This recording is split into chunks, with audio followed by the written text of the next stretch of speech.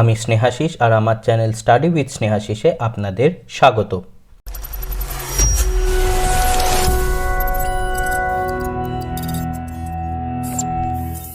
আজকে আমি আলোচনা করব প্রাণীদের এবং মানুষদের মধ্যে আকর্ষণ এবং যোগাযোগ কিভাবে কাজ করে, কোন কেমিক্যাল বা রাসায়নিক পদার্থ এর পিছনে দায়ী সেটা সম্বন্ধে আজকে আমরা জানব।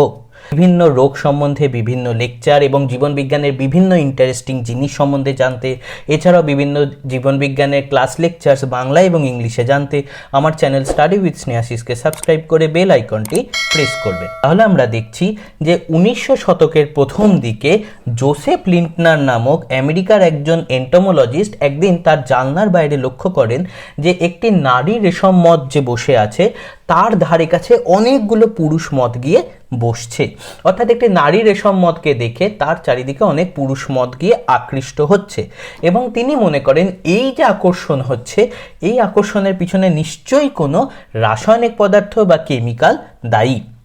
এই কেমিক্যাল পদার্থ তখনও কোনো নাম দেওয়া না থাকলেও পরে এই কেমিক্যাল পদার্থকেই বলা হয় ফেরোমোনস।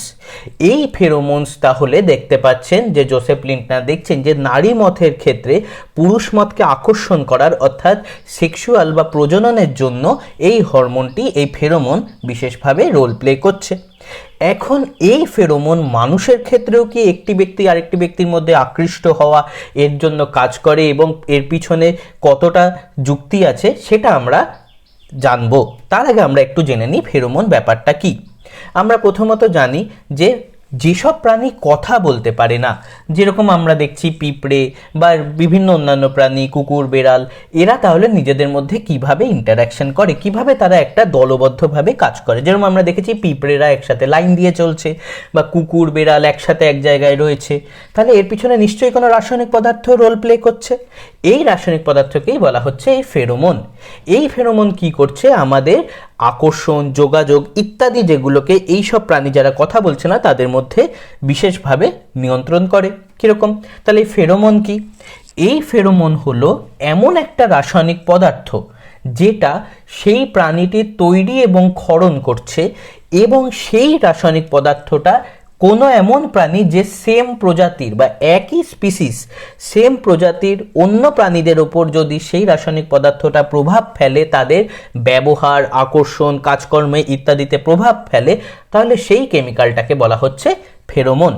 এখন এই ফেরোমোন কিন্তু প্রত্যেক প্রজাতিতে আলাদা, তাই একটি প্রজাতির ফেরোমোন আরেকটি প্রজাতির ওপর কাজ করতে পারবে না।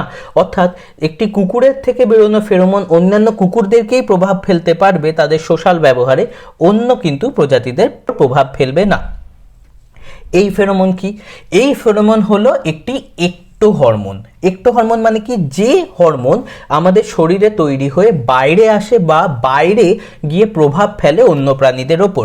অর্থাৎ ফেরোমোন যে প্রাণী তৈরি করছে তার বাইরে অন্য প্রাণীদের ওপর প্রভাব ফেলছে এবং এটা নন টক্সিক অর্থাৎ বিষাক্ত নয়। এর জন্যই দেখতে পাওয়া যায় যে মার্কেটে বিভিন্ন ফেরোমোন পারফিউমস বিক্রি হতে দেখা যায়, যেটা বলা হয় মানুষদের ক্ষেত্রে ব্যবহার করলে সেম স্পিসিসের অর্থাৎ অন্য মানুষের অপোজিট জেন্ডারের মানুষকে আকৃষ্ট করার জন্য বিশেষভাবে কাজ করে। কিন্তু এর পিছনে কতটা যুক্তি আছে সেটা আমরা পরে আসছি। তাহলে এই ফেরোমোন হলো একটি ন্যাচারাল সেন্ট, অর্থাৎ একটি স্বাভাবিক গন্ধ যেটা একটি প্রাণী তার শরীর থেকে এই ফেরোমোনের মাধ্যমে তৈরি করে এবং এই সেন্ট বা গন্ধই প্রভাব ফেলে সেম স্পিসিসের অন্য প্রাণীদের উপর কিভাবে এক যোগাযোগ স্থাপন করতে এবং দ্বিতীয় প্রজননের ক্ষেত্রে। তাহলে বললাম যে প্রত্যেক প্রজাতিতেই ফেরোমোন আলাদা। এখন ফেরোমোন মোটামুটি ক রকমের হয়?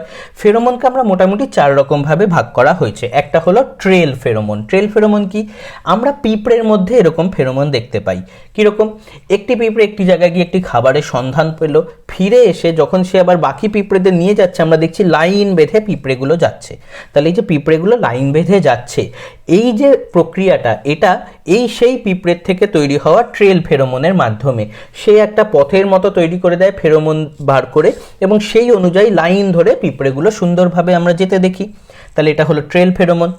দ্বিতীয় একরকম ফেরোমন কি, এগ্রিগেশন ফেরোমন। এগ্রিগেশন নাম থেকেই বোঝা যাচ্ছে এগ্রিগেট মানে জমা হওয়া, অর্থাৎ এই ফেরোমন একটি কোনো পোকা বা একটি কোনো প্রাণী তখনই রিলিজ করে যখন তার বাকি গ্রুপের একই স্পিসিসের বাকি পোকা বা বাকি প্রাণীগুলোকে এক জায়গায় জমা করতে হবে। সেটা কি কারণে হতে পারে, কোনো আক্রমণ হয়েছে বাইরে থেকে তার এগেনস্টে প্রোটেকশন, বা কোনো কাজ করতে, কোনো জায়গা থেকে খাবার জোগাড় করতে ইত্যাদি কাজে যখন এক জায়গায় জমায়েতের জন্য যে ফেরোমন ব্যবহার হয় সেটাকে বলে এগ্রিগেশন ফেরোমন।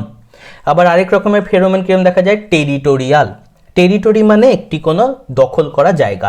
তাহলে এই ফেরোমন কোনো জায়গাকে কোনো প্রাণী বোঝাতে সাহায্য করে, এই জায়গায় ফেরোমন রিলিজ করে যে এই জায়গাটা আমার।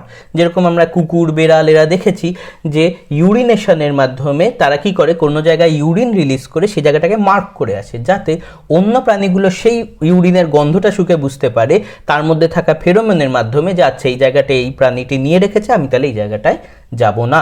তাহলে এটা হলো টেরিটোরিয়াল। আবার 4 রকমের কি আছে, ফোর্থ এপিডেকটিক।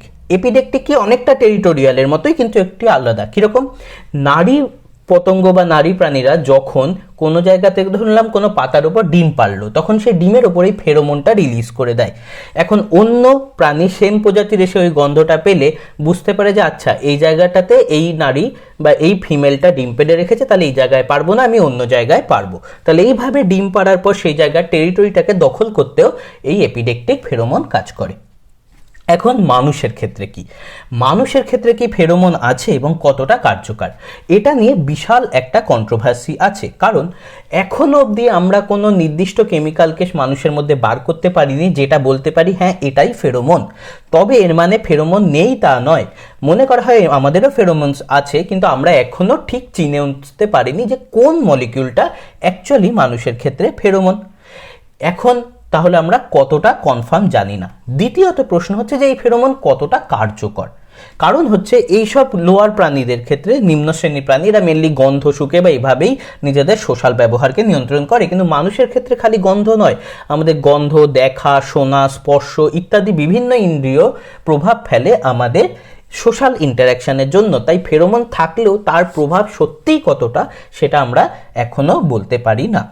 তবে আমরা দেখেছি যে বিভিন্ন, যেরকম ফেরোমনে যদি একরকম সেন্ট হয়, তাহলে আমরা দেখেছি প্রত্যেক মানুষের একটা আলাদা গন্ধ থাকে, এবং আমরা এই গন্ধ অনুযায়ী আলাদা আলাদা মানুষকে চিহ্নিতও করতে পারি, এবং অপোজিট জেন্ডারে মানুষের প্রতি আকর্ষণেও আমরা দেখেছি এই গন্ধ বিভিন্নভাবে প্রভাব ফেলে। কোনো গন্ধ কারুর প্রতি পছন্দ হলে তার প্রতি আমরা বেশি আকৃষ্ট হই, আবার কারুর ক্ষেত্রে হয় না। এই গন্ধটাই হলো সেই তার বডি থেকে বেরোলো ন্যাচারাল সেন্ট, যে সেন্টটা আমাদের একজনের সাথে আরেকজনের ইন্টারাকশনে বা আকর্ষণে বিশেষভাবে প্রভাব ফেলে। তাহলে হয়তো আমাদের ক্ষেত্রেও ফেরোমন এই গন্ধের জন্য দায়ী, যেটা আমাদের আকর্ষণ এবং যোগাযোগের জন্য রোল প্লে করছে। এই সায়েন্সটাকেই ব্যবহার করে মার্কেটে বিভিন্ন কোম্পানি ফেরোমন পারফিউমস বানায়, এবং এই ফেরোমন পারফিউমসগুলো তারা ক্লেম করে যে আমরা ব্যবহার করলে সেই ফেরোমন রিলিজ হওয়া, যেটা এক্সটার্নালি তৈরি হওয়া ফেরোমন, আর্টিফিশিয়াল ফেরোমন, সেই ফেরোমন অপোজিট জেন্ডারকে অ্যাট্রাক্ট করতে সাহায্য করবে, অর্থাৎ আকর্ষণের রোল প্লে করবে। যদিও এর পিছনে কোনো প্রমাণ নেই, এবং মোস্ট প্রবাবলি এই জাতীয় ফেরোমনের ব্যবহার কেন সম্ভব নয়, কারণ আমরা সত্যি মানুষের ক্ষেত্রে কোনটা ফেরোমন হিসেবে কাজ করে সেটাই আমরা আবিষ্কার করে উঠতে এখনো পারিনি। তাহলে যে কেমিক্যালটা দেওয়া হচ্ছে সেটা সত্যিই কাজ করছে কিনা আমরা কোনোদিনই বলতে পারি না। তাহলে এর জন্য এই জাতীয় পারফিউমসের ইউজ হয়তো ইউজলেস। ঠিক আছে, এখন তাহলে আমরা বুঝতে পারছি যে মানুষের গন্ধ এক জাতীয় হতে পারে ফেরোমন, কিন্তু এর পিছনে আমরা এখনো যথেষ্ট প্রমাণ পাইনি। এবং আমরা দেখেছি যে ফেরোমন বিভিন্ন রকমের হয়, যেরকম নারী রেশম মথের ক্ষেত্রে যে ফেরোমন বেরিয়েছিল সেটাকে বলা হয় বম্বিকল, এটাই প্রথম আবিষ্কৃত ফেরোমন। কিন্তু মানুষের ক্ষেত্রে এরকম আমরা এখনো কোনো ফেরোমন পাইনি, তবে ভবিষ্যতে পাওয়ার সম্ভাবনা থাকে। এবং বিভিন্ন সায়েন্টিস্টরা এর জন্য ফেরোমনকে মানুষের ক্ষেত্রে সেক্সুয়াল অ্যাট্রাকশন বা প্রজননের জন্য ছাড়াও অন্য দিক দিয়ে স্টাডি করার চেষ্টা করছে। যেরকম বাচ্চাদের ক্ষেত্রে ফেরোমনের প্রভাবে মায়ের প্রতি আকৃষ্ট হওয়া, বা কিছু জিনিসকে কামড়ে ধরা, কিছু জিনিসকে আঁকড়ে ধরা, এই জাতীয় আকর্ষণের ক্ষেত্রেও ফেরোমনের প্রভাব আছে কিনা সেটা স্টাডি করা হচ্ছে। তাহলে আজকে আমরা জানলাম যে এই ফেরোমন হরমোনটি কি, এবং এই ফেরোমন হরমোন কি কিভাবে আমাদের বিভিন্ন প্রাণীদের মধ্যে আকর্ষণ, যোগাযোগ, প্রজনন অর্থাৎ সেক্সুয়াল ইন্টারাকশনকে নিয়ন্ত্রণ করে এবং কেন এই ফেরোমনকে নিয়ে এতটাই মানুষের মধ্যে ইন্টারেস্ট, বিশেষ করে কোম্পানিদের মধ্যে। কারণ যদি ফেরোমন আবিষ্কার করা যায় তাহলে ফেরোমনকে মার্কেট করে বিশাল একটা মার্কেট পাওয়া যেতে পারে। আমার এই ভিডিওটি যদি ভালো লেগে থাকে তাহলে ভিডিওটিকে নিশ্চয়ই লাইক, শেয়ার করবেন এবং চ্যানেলটিকে সাবস্ক্রাইব করে বেল আইকনটি প্রেস করবেন। ধন্যবাদ।